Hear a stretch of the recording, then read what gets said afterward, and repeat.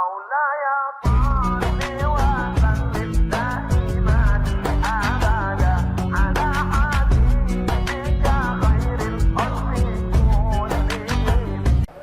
kesempatan ini ada 10 poin yang ingin saya sampaikan supaya mudah kita dan anak cucu mengingatnya. Poin yang pertama, kuntu nahaitukum an ziyaratil kubur. Dulu aku melarang kamu ziarah kubur, kata Nabi. Dulu zaman awal-awal Islam dilarang berziarah kubur, karena waktu itu orang ziarah kubur hanya untuk sombong menyombong. Hai fulan bin fulan yang perang tak pernah luka. Hai fulan bin fulan yang kaya raya. Hai fulan yang fulan banyak harta, banyak kuasa. Itulah yang disindir Allah dalam surat Alhaakumut Takatsur. Kamu sombong menyombong hatta zurtumul maqabir. Sampai di kubur pun kamu tetap juga sombong menyombong. Tapi kemudian ketika ziarah kubur, turiqul qulub, melembutkan hati. Tudmi'ul ain, kalau sudah hati lembut meneteskan air mata. Tazkiratan lil maut, mengingatkan kepada mati. Maka hadis yang melarang ziarah kubur itu hukumnya mansukh. Mansukh artinya terhapus. Maka kata Nabi, fazuruha, silahkanlah kamu berziarah kubur. Maka Nabi SAW menziarahi kubur ibunya Aminah, dan dia dibawa oleh Aminah menziarah kuburnya ayahnya Abdullah. Dan Nabi beberapa hari menjelang sebelum meninggal dunia berziarah ke makam sahabat syuhada Uhud. Kalau kita ke Masjid Nabawi terus berjalan ke belakang sampailah di Uhud. Nabi berziarah ke Uhud beberapa hari menjelang menghadap Allah Subhanahu wa taala, seolah-olah dia mengucapkan selamat tinggal kepada orang-orang yang ada di Uhud. Jadi tentang masalah ziarah kubur tak ada ikhtilaf di antara ulama. Kita boleh berselisih pendapat kalau pada masalah itu ada ikhtilaf. Boleh kata Maliki, tak boleh kata Hambali. Boleh kata Syafi'i, tak boleh kata Hanafi. Adapun tentang ziarah kubur, maka hadis qauli, hadis fi'li. Hadis qauli, fazuruha, ziarah kuburlah kamu. Hadis fi'li, perbuatan Nabi Muhammad SAW.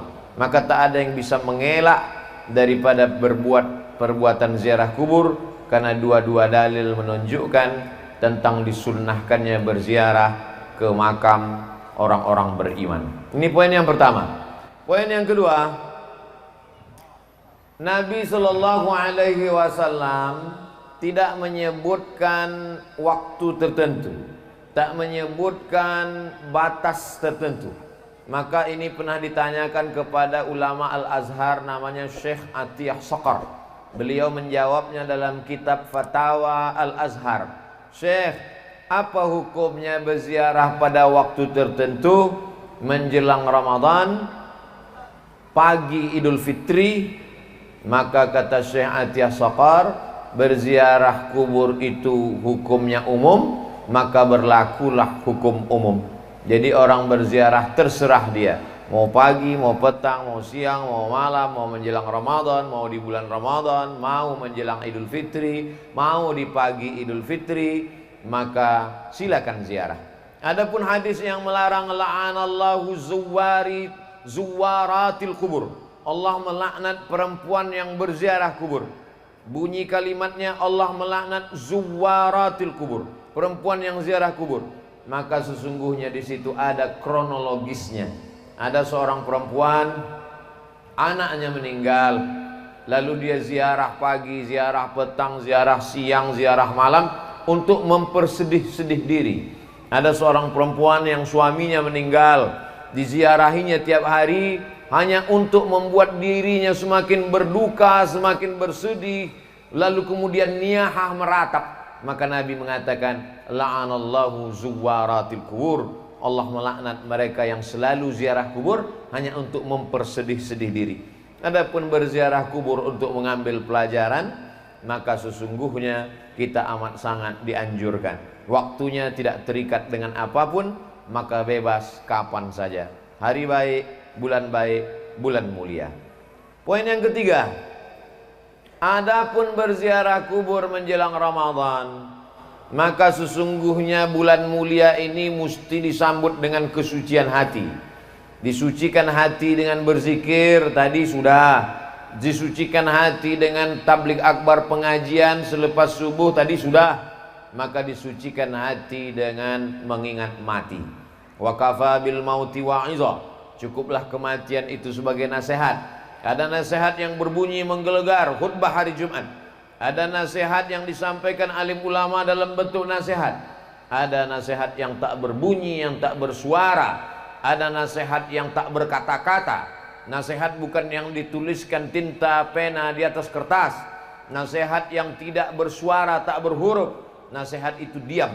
Nasihat itu adalah kematian. Maka sebelum Ramadan berziarah, supaya hati mengingat mati, maka lebih khusyuk ibadah Ramadannya. Seakan-akan inilah Ramadan yang terakhir. Semakin berziarah di kubur sebelum Ramadan, menguatkan keyakinan bahwa dia akan mati menghadap Allah. Rumah tinggal, kendaraan tinggal, keluarga tinggal, yang dibawa hanya amal. Yarji usnani, yang dua balik ke rumah. Maluhu, hartanya pulang ke rumah.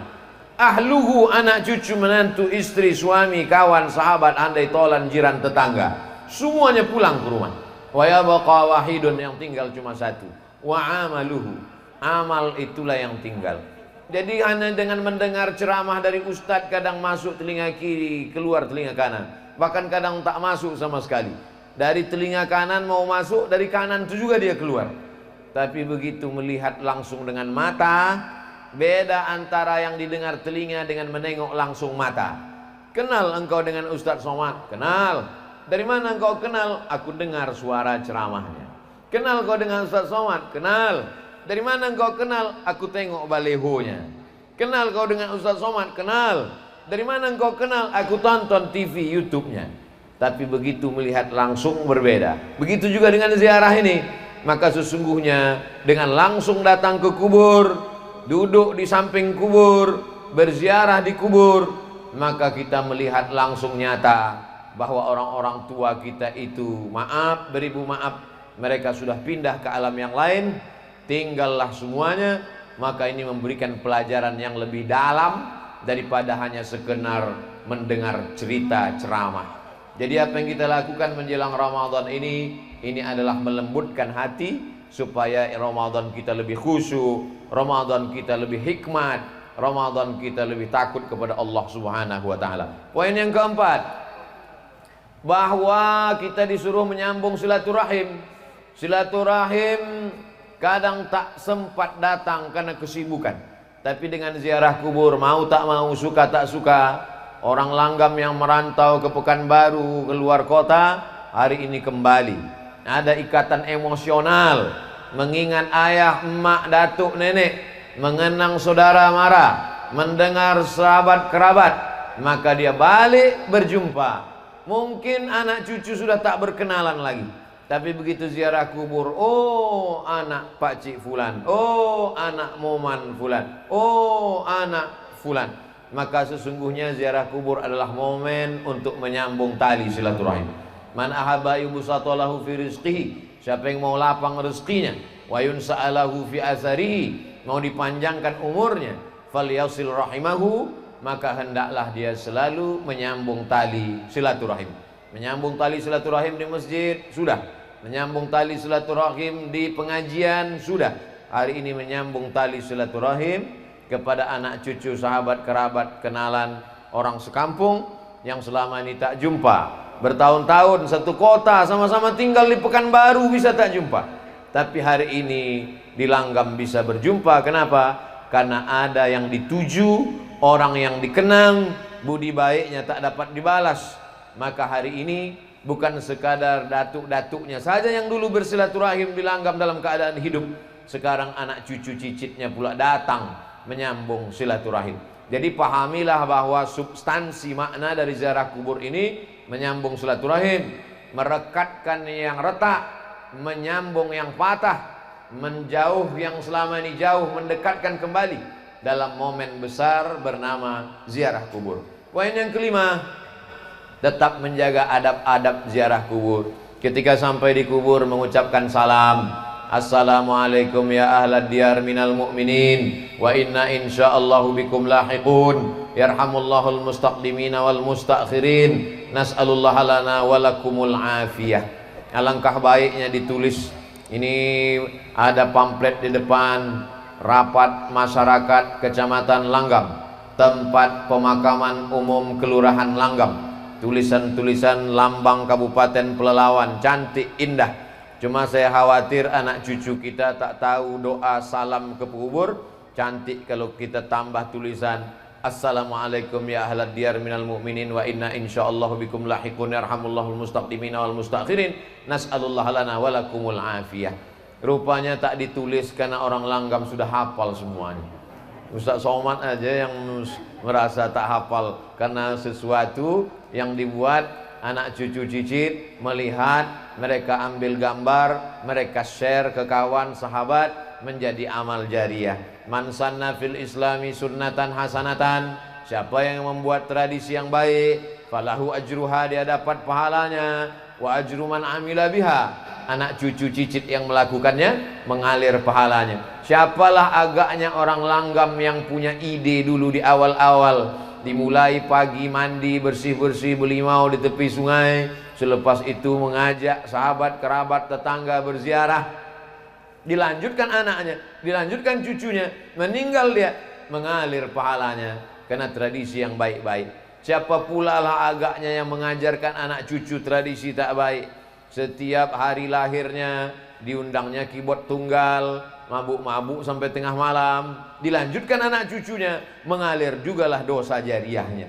Maka yang baik-baik mengalir menjadi kebaikan, yang tak baik pun akan mengalir juga. Maka sebelum kita melakukan sesuatu, pikir baik-baik, karena dia akan mengalir sesudah kita mati. Alhamdulillah, hari ini kita sedang melihat bagaimana datuk nenek, orang tua kita dulu membuat sesuatu yang baik, mengalir sampai hari ini. Poin yang keenam, li ayyajlisa ahadukum ala jamratin minan nar, kamu duduk di atas batu dari api neraka, fatuhriqu thiyabahu, duduk di atas batu dari api neraka, apinya membakar baju sampai tembus ke daging, ke tulang, khairun, lebih baik, min an yajlisa ala qabrin, daripada melangkahi kubur. Duduk memijak, maka tetap kita jaga, kita tetap berada di tepi, samping kiri, samping kanan, bagian kepala, bagian kaki. Kalau nampak anak-anak kita ada menginjak, kita ajarkan. Lebih baik duduk di atas batu dari api neraka, terbakar kulit sampai tulang belulang, lebih baik daripada duduk di atas kubur. Maka kita jaga adab-adab ini. Alhamdulillah kubur kita tidak terlalu rapat padat seperti di Pekanbaru. Saya lihat beberapa kubur sampai tak ada tempat berjalan lagi. Maka kita harap tetap ada jalan di tengah, tetap ada jarak, supaya kita tidak jatuh dalam perbuatan yang dilarang oleh Rasulullah sallallahu alaihi wasallam. Lalu kemudian poin yang ke-7, habis ini nanti kita akan membaca surah Yasin, wal Qur'anil Hakim, innaka laminal mursalin. Sampaikah pahala bacaan kita yang akan kita baca ini nanti? Berkelailah antara yang membaca dengan yang tak mau membaca. Padahal yang membaca itu pun tak dapat membuktikan bahwa Yasinnya itu sampai. Dan yang mengatakan tak sampai pun tak juga bisa membuktikan bahwa Yasinnya itu tak sampai. Itu kata Ustadz Zul tadi, bukan kata saya. Yang mengatakan bacaan Yasin ini sampai, mana buktinya? Tak ada reportnya di SMS. Yang mengatakan tak sampai pun tak juga bisa membuktikan. Lalu kita bertengkar masalah apa? Dalil. Apa dalil imam yang mengatakan sampai? Kata yang mengatakan sampai, Nabi ziarah kubur, diambilnya pelepah korma, ditusukkannya ke makam. Sahabat bertanya, kenapa kau tusukkan pelepah korma ini ya Rasulullah? Kata Nabi, la'allallah an yukhaffifa azabahuma ma lam yaibasa. Selama pelepah korma ini basah, pelepah korma ini bertasbih, maka tasbihnya sampai kepada orang meninggal. Dari hadis ini kata Imam Nawawi, hadis ini ada dalam Sahih Muslim. Kalau kita baca Sahih Muslim, baca penjelasannya dalam syarah Sahih Muslim, namanya kitab Al-Minhaj, syarah Sahih Muslim Ibnul Hajjaj. Kata Imam Nawawi, kalau tasbih pelepah korma sampai, maka bacaan Quran orang beriman lebih utama, lebih sampai. Karena orang beriman lebih mulia dari pokok kurma. Jadi kalau ada orang mengatakan bacaan Yasin tak sampai, berarti dia mengatakan Abdul Somad lebih buruk daripada pelepah kurma. Kalau tasbih saja sampai, apalagi baca Quran. Baca Quran lebih mulia dari tasbih. Kalau tasbih pelepah korma sampai, apalagi baca Quran Abdul Somad. Begitu kata Imam Nawawi dalam kitab Al-Minhaj, syarah Sahih Muslim Ibnul Hajjaj. Jadi kita masalah dalil. Cara yang terbaik adalah menghormati pendapat orang. Ustadz yakin sampai, saya yakin sampai. Tiap malam Jumat saya bacakan Yasin untuk almarhumah, almarhum orang tua.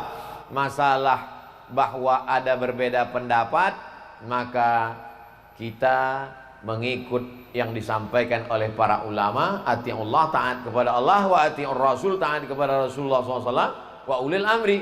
Ulil amri di situ kata sebagian ulama adalah ulil amri, para ulama yang mengerti dengan dalil. Maka kata Imam Nawawi dalam kitab Al-Azkar, wa in khatimul Qur'ana, kalau dibacakannya sekhatam Quran, fahuwa hasanun, paling elok afdal sekhatam Quran 30 juz. Kalau tak sanggup 30 juz, maka hatinya Quran. Likulli syai'in qalbun, segala sesuatu punya hati. Wa qalbul Quran Yasin, hatinya Al-Quran adalah Yasin. Itulah maka dipilih nanti Ustadz Somad, tausiahnya hanya 30 menit saja. Habis itu nanti kita akan baca Yasin wal Qur'anil Hakim. Tak sanggup juga baca Yasin, bagi yang hari ini datang terlambat, mau cepat balik ke Pekanbaru, bacakan Ummul Quran Al-Fatihah. Paling afdal sekhatam Quran. Nanti bulan Ramadan tiap malam 1 juz, 1 hari 1 juz. Habis sholat zuhur 2 lembar, habis asar 2 lembar, habis maghrib 2 lembar, habis isya 2 lembar, habis tahajud 2 lembar. 10 lembar 1 malam, 1 juz, 1 bulan khatam. Sesudah itu hadiahkan pahalanya. Allahumma awsil thawaba ma qara'tuhu. Tak bisa pakai bahasa Arab, bahasa Indonesia. Sampaikanlah pahala bacaan Quranku sekhatam. Tak sanggup sekhatam, baca hatinya Quran Yasin. Tak sanggup juga Yasin, paling pendek Al-Fatihah. Fatihah pun tak sanggup juga, hati-hati. Apa yang kita lakukan pada orang tua kita, itu yang akan dilakukan anak kita untuk kita. Apa yang kita lakukan hari ini, dilanjutkan oleh anak cucu kita. Orang yang tak mau mengirim, dikhawatirkan nanti setelah dia mati, anak cucunya pun tak juga akan mengenang dia sebagai balasan. Nauzubillah.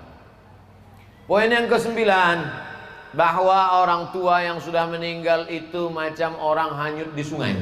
Orang yang hanyut itu semua dia pegang. Rumput yang lapuk pun ditarik. Orang yang hanyut itu semua dia tarik.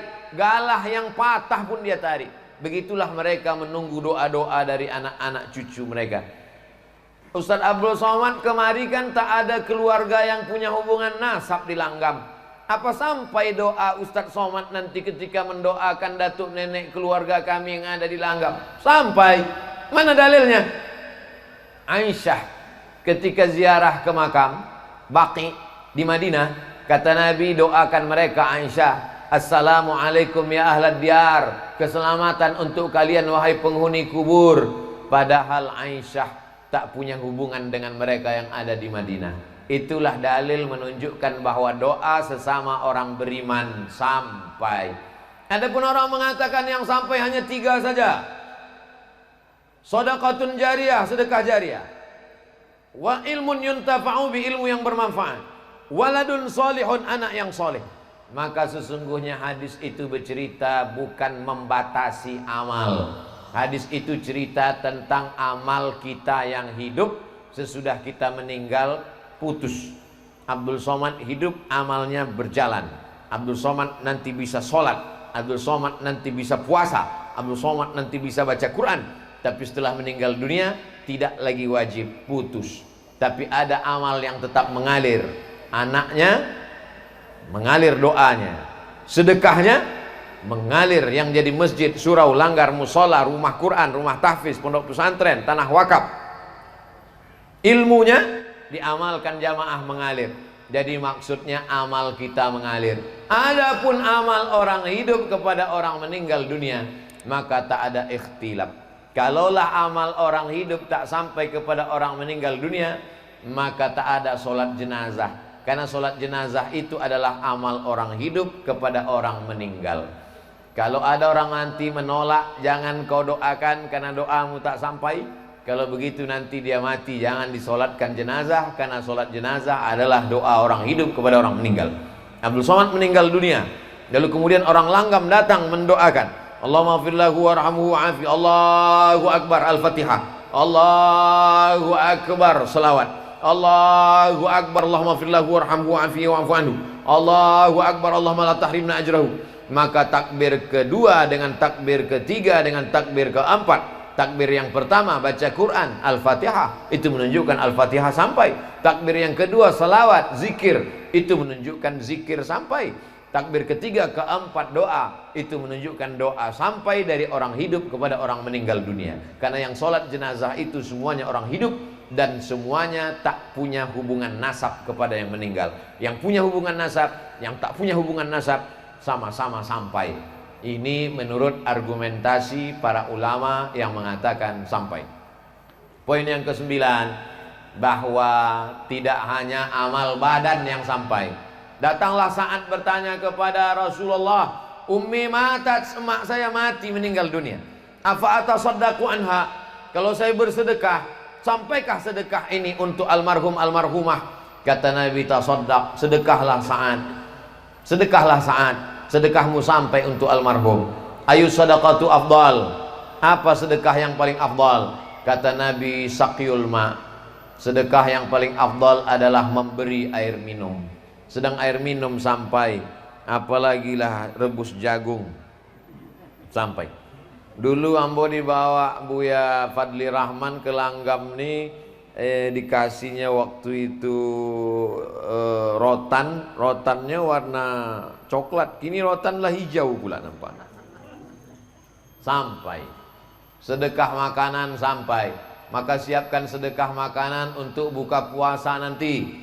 Hadiahkan pahalanya untuk almarhum almarhumah. Nanti tabung duit berkurban, hadiahkan pahalanya untuk almarhum almarhumah. Maka sedekah baca Quran sampai, baca Yasin sampai. Begitu juga dengan sedekah kurban sampai. Begitu juga kurban, mana dalilnya kurban itu sampai Buya? Nabi mengatakan waktu menyembelih, Allahumma haza an Muhammad wa ali Muhammad. Kupotong kurban ini untuk Muhammad dan untuk keluarga Muhammad. Itu menunjukkan kurban pun sampai. Sedekah makanan, air minum, mana dalilnya sampai? Hadis Sa'ad, kata Nabi, tasaddaq, sedekahlah Sa'ad. Sedekahmu sampai kepada almarhumah ibumu. Yang paling afdal saqyul ma, memberikan air minum. Air minum satu botol habis 600 ml. Tapi ada air minum yang tak habis-habis. Apa dia? Itulah tadi peresmian toilet kamar mandi. Ustaz Somad sebelum ziarah dipersilakan singgah dulu. Kata saya, wudhu saya belum batal lagi. Ini wudhu seremonial. Karena ada orang Langgam yang bersedekah toilet, WC 2 pintu, lalu kemudian keran air wudhu, lalu kemudian saya pun berwudhu di sana untuk membangkitkan syiar. Karena gambar Ustadz ini nanti akan dilihat oleh orang Langgam, supaya mereka pun akan berpikir, yang merantau dia semakin semangat cari duit, tapi tujuannya bukan mengejar dunia. Dia akan balik membangun rumah Quran, dia akan balik membuatkan wakaf WC, wakaf tempat wudhu. Sampai hari kiamat orang berwudhu di tempat wudhu tadi, tak tahu tak siapa membeli semennya, tak kenal saya tak siapa yang membuat. Sampai hari ini tak tahu saya siapa yang membuat tempat wudhu tadi. Tapi nanti yang bersebaran fotonya, foto Abdul Somad sedang berwudu di Langgam. Maka lama-lama memang datang comeh ambo dalam hati. Abdul Somad tanda tangan masjid secara seremonial, wudu secara seremonial. Ambo khawatir nanti kata malaikat, Abdul Somad silakan masuk ke surga secara seremonial gitu.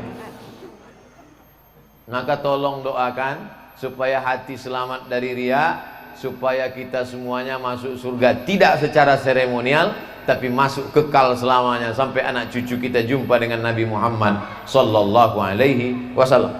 Bagi yang duitnya banyak, habis Covid corona nanti dia pergi haji. Haji kan orang tua, haji pun sampai. Mana dalilnya haji sampai? Sahabat Nabi haji, labbaik Allahumma subrumah, ambo hajikan subrumah. Kata Nabi, subrumah kau siapa? Subrumah akhi, saudaraku. Kau hajikan subrumah? Ya. Kau udah haji atau belum? Belum. Kata Nabi, hajikan dirimu dulu, baru hajikan subrumah. Itu orang dulu.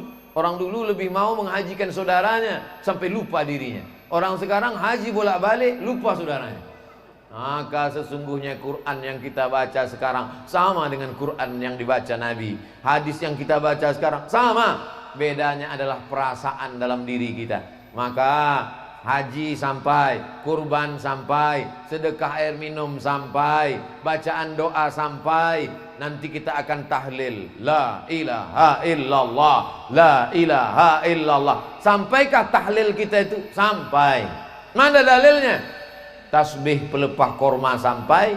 Ada yang lebih afdal daripada tasbih, afdalu zikri la ilaha illallah. Kalau tasbih subhanallah subhanallah subhanallah sampai, maka tahlil la ilaha illallah pun lebih utama untuk sampai. Beda anak kandung sama anak orang lain. Kalau anak kandung, bapak-bapak, ibu-ibu yang hari ini ziarah ke makam ayahnya, ke makam amaknya, cucu yang ziarah ke makam datuk, otomatis sampai.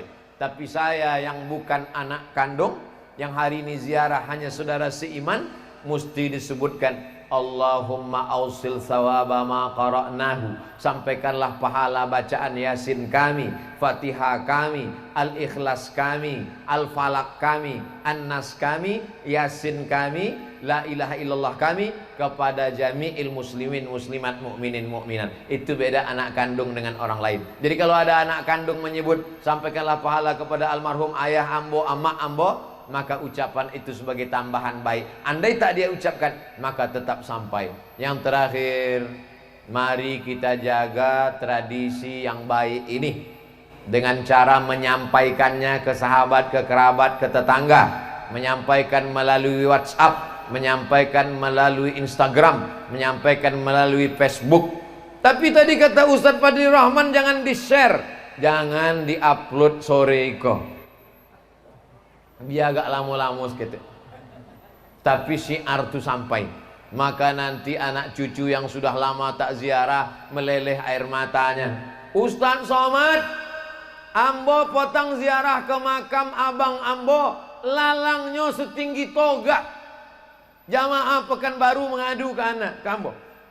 Makam abang ambo lalangnya setinggi toga. Ternyata anaknya yang selama ini papa tak pernah ziarah. Bininya yang selama ini abang, setengah napasku pergi bang, pret. Rupanya sesudah abang tuh mati, tak pernah ziarah. Tapi tengoklah makam di Langgam. Jangankan setinggi toga, tak belalang sama sekali. Bersih, menunjukkan mereka datang berziarah. Oleh sebab itu maka banyak anak cucu sekarang tak ingat. Kalau dia ingat tentu akan terbayang wajah emaknya, wajah ayahnya. Tak jadi dia pakai narkoba, tak jadi dia mabuk, tak jadi dia berzina, tak jadi dia mencuri. Kenapa? Ingat dia, amalku ditonton, diperlihatkan oleh datuk ayah emak yang sedang berada di alam barzakh. Semua datuk nenek moyang ayah ibu kawan yang ada di sini sedang melihat kita, sedang menonton kita. Kita tak bisa melihat mereka, mereka bisa melihat kita. Mereka berada di alam barzakh.